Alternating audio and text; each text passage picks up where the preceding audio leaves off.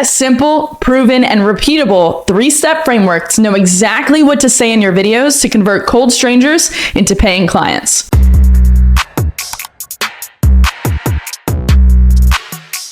Starting to create any kind of video for your coaching or consulting business can seem intimidating at first, but I'm going to show you exactly what to say every time to make sure that your videos are actually generating sales.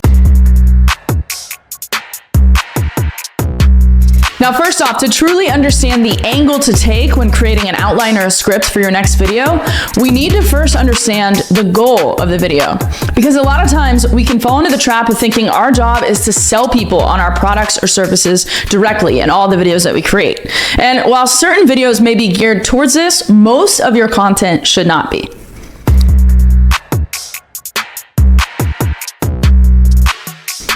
The best marketing is truly educational content. So if we can give the viewer utility or give them something of value or solve a pain point directly in the video for them, then naturally they're gonna want to take the next step with you or continue to follow you.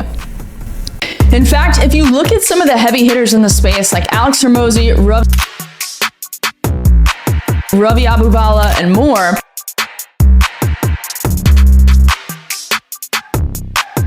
you'll notice that they give away a lot of valuable content for free. So you shouldn't be concerned about giving away information for 2 reasons.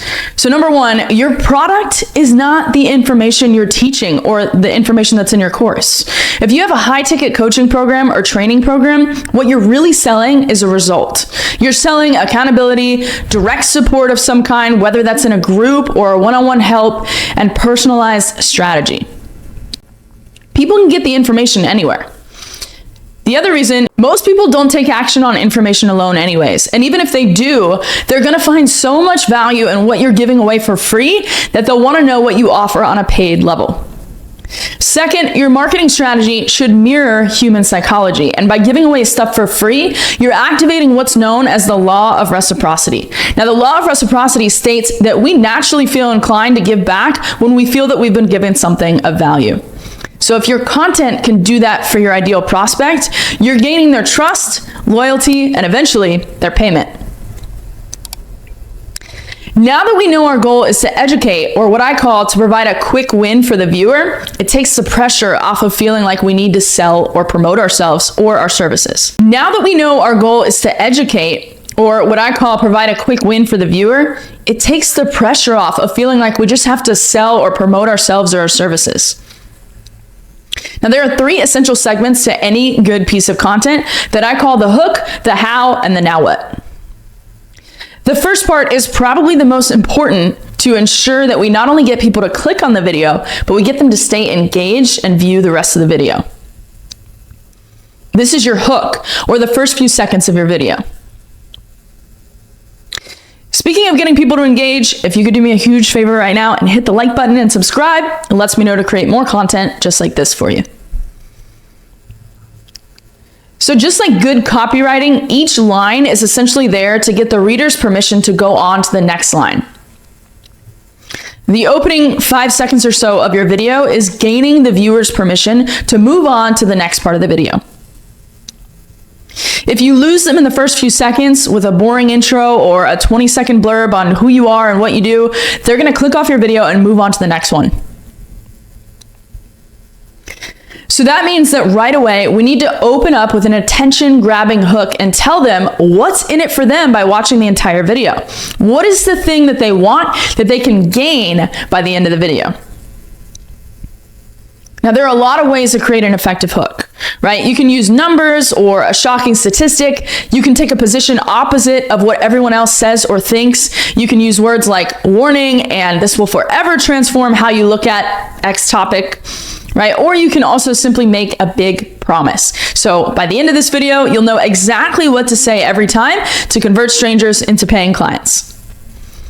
But the major thing when creating your hook is to stay genuine. So in other words, what you don't want to do is use a hook just to grab attention that has absolutely nothing to do with the rest of the content in your video. If it's not relevant, people can see through it and they'll click off your video and move on to the next. Next, now that you have their attention, the second part is where the bulk of the video will take place. This is the how. You want to go straight into giving them what they're looking for. Educate.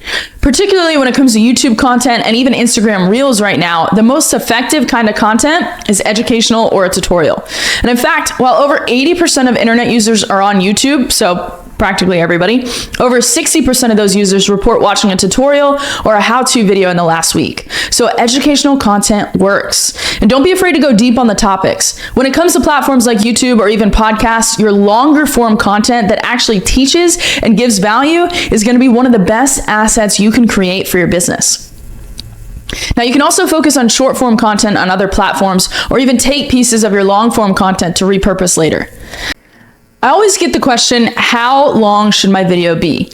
And while it differs if we're talking about native content on other platforms, specifically when it comes to your pillar content or the main videos that you're going to house on YouTube, the idea is to give the viewer whatever they need to achieve the promise that you made to them. So if you're making a video on, let's say, the top 3 ways to tweak your workout to build more muscle, then by the end of that video, they should be sold on why they need to make these tweaks, and then they should know exactly what to do next to incorporate that into their very next workout. Now, when possible, you can split up the middle part of your video into numbered steps, lists, or tips. This is also a great place to tell a story that breaks a limiting belief or talk about a time that you helped a client get the result you're talking about in the video. If you're walking through a step-by-step of how to use a software or something similar, screen sharing as you're walking through it is also very effective. Now, at the end of the section, feel free to give a quick 10-second recap of what you covered as you transition into the last part. The third and final segment is the now what, also known as your call to action.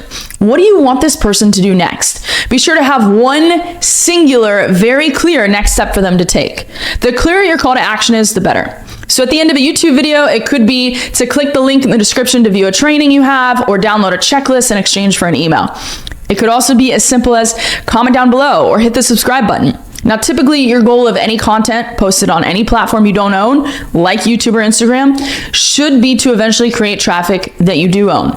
In other words, grab their email in exchange for more value so that you can contact them later, no matter if algorithms change or your account gets shut down tomorrow. So there you have it, the framework you need to easily script out or outline any piece of content to make sure that it actually converts.